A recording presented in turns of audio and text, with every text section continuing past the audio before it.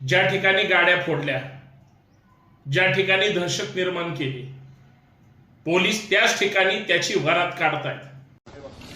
लक्षात आलं का? सुलतान रहमान शेख, वय वर्ष 20, गुन्हे 22.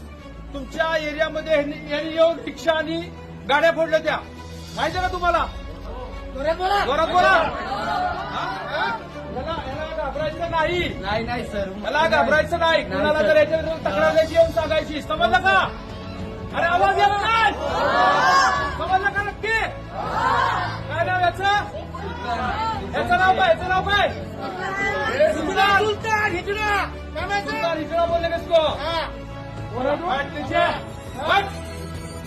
सॉरी बोल सबको. सॉरी जोर से. सॉरी. कौन है तू? तू कौन है? सर मैं हिजड़ा है. ठीक आहे. असा ठोकून काढतायत. सध्या पुणे असू द्या, नाशिक असू द्या, किंवा जिथं जिथं कर्तव्य दक्ष पोलीस अधिकारी आहेत ते तिथल्या गुन्हेगारीला आणि गुन्हेगारांना सोलून काढण्याचं उत्कृष्ट काम सध्या करतायत. कारण पोलिसांना हा महाराष्ट्र कायद्याचा बालेकिल्ला आहे, आपला जिल्हा हा कायद्याचा जिल्हा आहे हे दाखवून द्यायचं आहे. काल परवा पुण्यामध्ये येरवडा भागामध्ये एका 20 वर्षाच्या मुलानं, ज्याच्यावर 23 गुन्हे आहेत, रात्री दहशत निर्माण करायची म्हणून परिसरातल्या गाड्या फोडल्या. लोकांच्या घरासमोर तो दहशत निर्माण करत होता. पोलिसांनी असला चोपला इतका मुक्का मारला त्याला की त्याला बसलेली जागा उठवत नव्हती. उठला तर त्याला नीट चालता येत नव्हतं. आणि सांगितलं की हा जर तुमच्यावर दहशत निर्माण करत असेल, हा जर तुम्हाला बळाचा वापर करत असेल, असला कुठलाही गुंड असू द्या, आम्ही त्याच्या मुसक्या आवळल्याशिवाय राहणार नाही. आणि मला सेल्यूट करायचं आहे त्या पोलीस अधिकाऱ्यांना ज्यांनी गुन्हेगारांची किंवा या गुंडांची वरात काढली.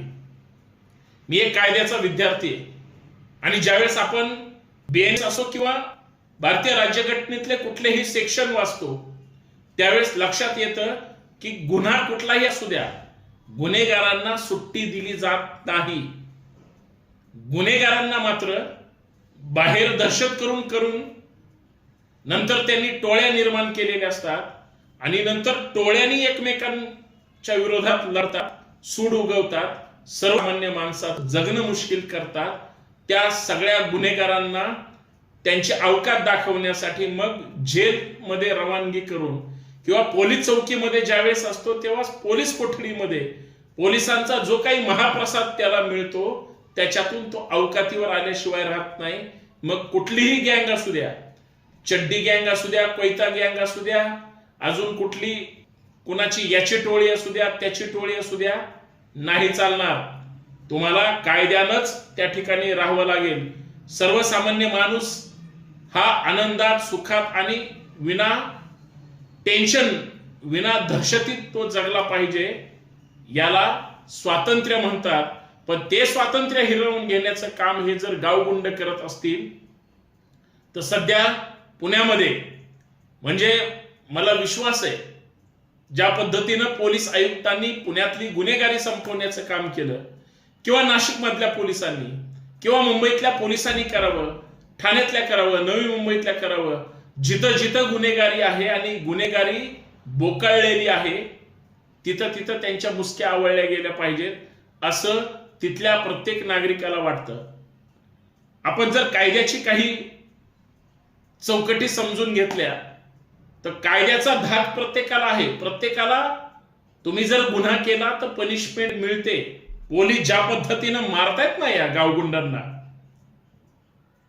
वरात काढतात, अर्थात मिरवणूक काढतात, हातात बेड्या घालून, पायामध्ये चप्पल सुद्धा नसते, काही ठिकाणी गुडघ्यावर चालायला लावतं, काही ठिकाणी गुडघ्यावर चालून हात पाठीमागे बांधून नाक घासत चाला म्हणतात.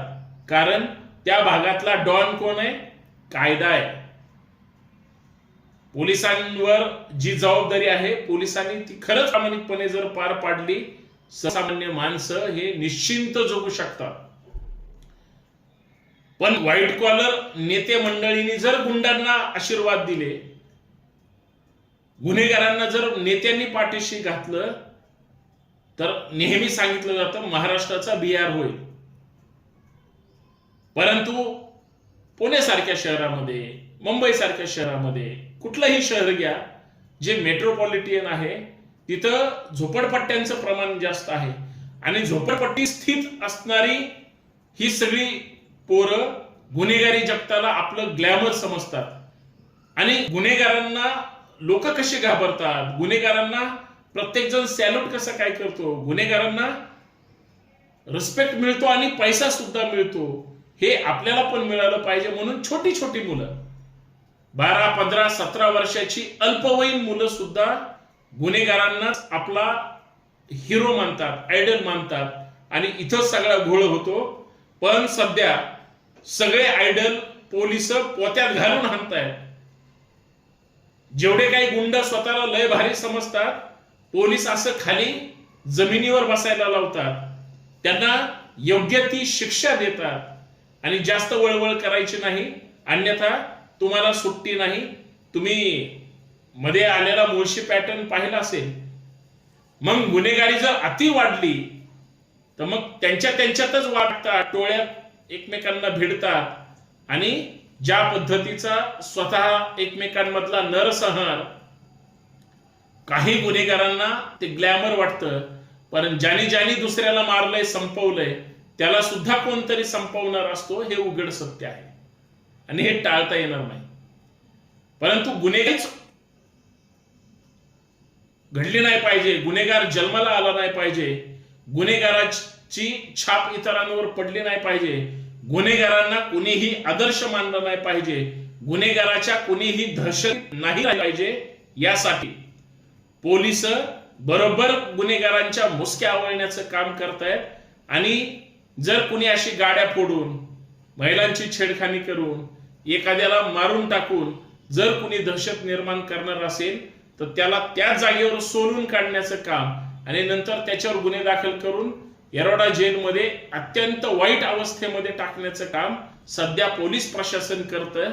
त्यांना सेल्यूट करावा तेवढा कमी, परंतु तेच गुन्हेगार यांच्या समोर नेते बनून ज्यावेळेस फिरायला लागतात, याच पोलीस अधिकाऱ्यांना त्यांना सेल्यूट करावं लागतं. म्हणून ठोकून काढले आणि अशा मिरवणुका जर काढल्या, मला असं वाटतं महाराष्ट्रातली गुन्हेगारी हे संपायला त्या ठिकाणी सुरुवात होईल. परंतु सध्या देशामध्ये वेगळ्या गँग काढतात आणि त्या गँगची लोक वेगळ्या वेगळ्या ठिकाणी, जसं मुंबईला अंडरवर्ल्ड शहर सुद्धा म्हणलं जातं, बरेच डॉन तिथं जन्माला येतात आणि ते डॉन मुंबईतून, म्हणजे सरकार जसं राज्यामध्ये सरकार चालवतं तसं डॉनचं सुद्धा नेटवर्क आहे आणि मग ते महाराष्ट्रात आणि इतर राज्यांमध्ये सुद्धा त्यांचं एक लिंकिंग आहे. हे ध्वस्त करण्याचं काम खरं तर पोलीस शासनाने केलं पाहिजे किंवा पोलीस करतात आणि यांच्या मुसक्या आवळल्या तरच गुन्हेगारी मुळासकट त्या ठिकाणी उखडून काढली जाईल. म्हणून कित्येक गुन्हेगारांचं एन्काउंटर झालं, कित्येक गुन्हेगार एकमेकांच्या वादात संपले किंवा कित्येक गुन्हेगारांना आता सर्वसामान्य माणूस म्हणून जगण्याला दुसरा पर्याय राहिलेला नाही, अशी अवस्था करून टाकणं फार अपेक्षित आहे. बऱ्याच तरुण छोट्या मोठ्या मुलांचं, अल्पवयीन खास करून, हे जे भाईगिरी, गुंडगिरी किंवा लोकांवर दहशत निर्माण करून खंडाने गोळा करणे, क्राईम करणे किंवा एखाद्याला संपवणे, हे जे वेड लागलेलं आहे ते वेड डोक्यातलं जर काढलं, खूळ डोक्यातलं काढलं आणि वेळीच जागेवर जर यांच्या नांग्या ठेचल्या कायदेशीर दृष्ट्या, तर हे हातात घेणार आणि इतरांना सुद्धा त्रास देणार नाही असं मला वाटतं. म्हणून पुणे पोलीस, महाराष्ट्र पोलीस, नाशिक पूर्वी किंवा कुठलाही, आता आमचा जिल्हा कायद्याचा जिल्हा आणि आमचा महाराष्ट्र कायद्याचाच महाराष्ट्र, असं प्रत्येक गुंडाला ठोकून पोलिसांना त्यांच्याकडून वधवून घ्यावं लागेल, तरच गुन्हेगारी संपेल, अन्यथा अवघड आहे. बाकी सत्यमेव जयते. संजय, जय शिवराय.